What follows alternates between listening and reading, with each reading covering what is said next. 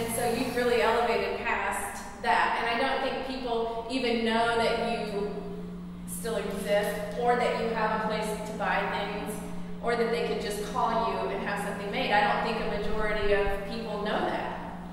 You know, I think they see a piece at Todd Merrill or Center 44 or wherever, and they love it and they buy it, and they probably assume that you're not Could I pass? Yes. Well, yeah, you do have a valid point. So let's change that.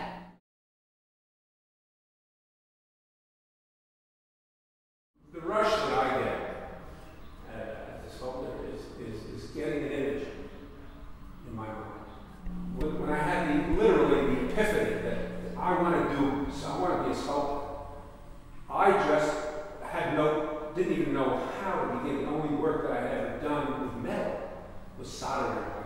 I saw a show with sculptors of the 50s up in Provincetown, and that really set me off. I saw this work by well-known sculptors of that time, Richard Stankiewicz and David Smith and Jason Seeley and John Chamberlain. All of these well-known American sculptors were working in metal. They were big pieces, and I saw that work and I said, I want to learn how to do that.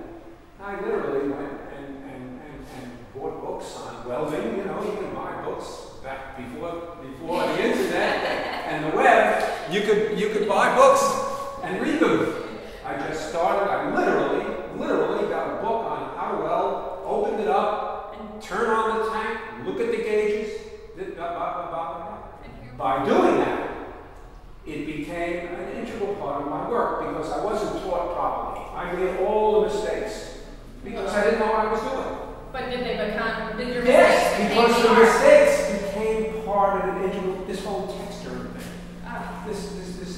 All of the coloring that you see here, all of the edge work and everything else, all of the casting techniques, they're all mistakes. They were all. Had you started as a learned person, you would have all thought all this was a mistake. And exactly, and I would have gone in a totally different direction. Isn't that interesting? Well, that's the journey. That is the They journey. talk about the journey. This is the journey.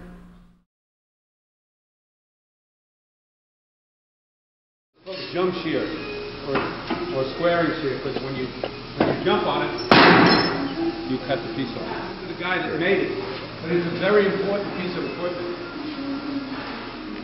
First of all, even though it doesn't look it, it's perfectly flat. All of these holes, very, very important. These holes take these are called doors.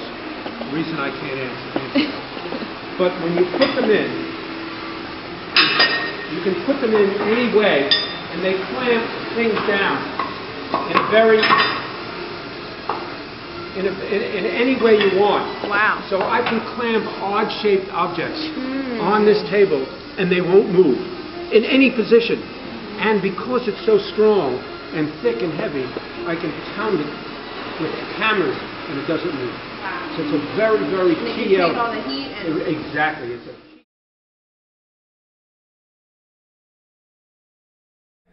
This was in 1959. I had a rent-controlled apartment. I was on the 6th floor, 225 West 10th Street. My apartment was $19 a month. Because at that time, that's when all of this was. I was telling you what happened. I literally took my apartment and lined it with tin cans. I took tin cans that I found on the street and flattened it. I cut it out the bottom with a hand cutter, flattened them out, and then nailed a can over them and flattened them out so that my whole kitchen was covered with metal to protect it from the welding, from the sparks, because I was going to burn down the building.